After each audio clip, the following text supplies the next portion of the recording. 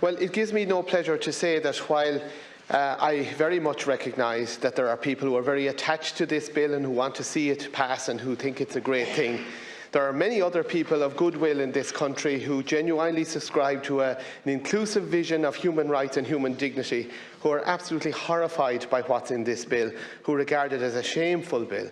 And it gives me no pleasure to have to disagree with friends and colleagues in this House or elsewhere, but the truth about it has to be told.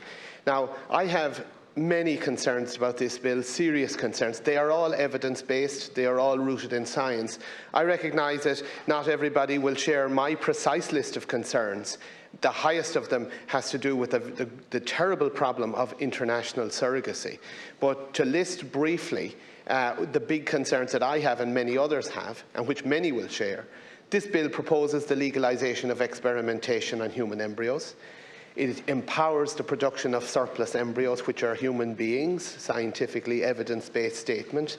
This bill shows complete disregard for the right to life, despite all the cant you hear from international bodies, national and international bodies, about the respect due to human embryos. This bill proposes legislation for domestic surrogacy. It proposes a denial of a child's right to be nurtured by his or her natural parent, his or her birth mother.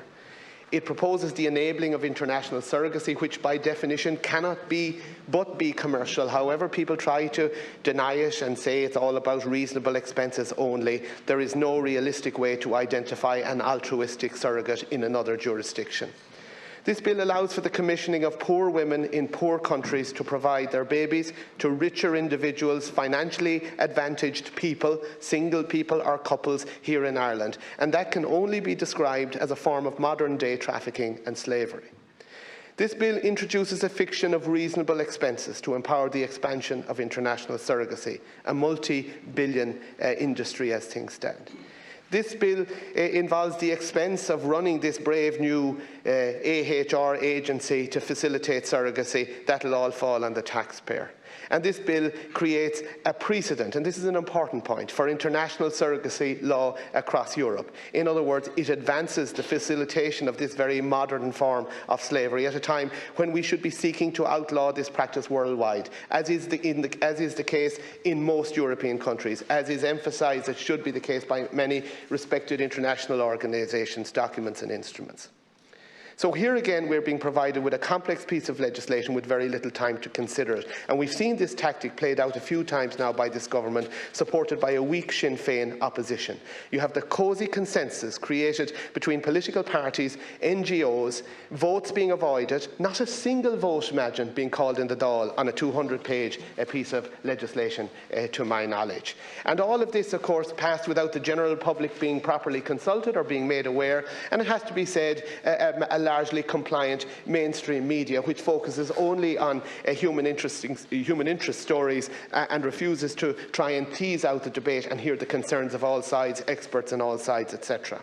This bill, as I said, passed through the Dáil without a vote at any stage, yet it's clear that there are serious lacunae, and this government wants this House to deal with it in under a fortnight. 200 pages for technical scrutiny thrown at us the week before elections, having taken a full week off for the elections. Precious few hours to deal with this. This is turning the Dáil and the Seanad into a rubber stamping exercise. Is it any wonder that people have very little respect for politicians? What is this Seanad if it's not to scrutinise legislation line by line? Why are we being treated in such a cavalier fashion? Why do the public not know what is going on with this damaging legislation? There are very few countries in the world where surrogacy is legal, Greece the only EU one to permit it. Why am I beginning to feel that our sleepy Parliament is again being used as a Trojan horse to enable the popularisation of surrogacy?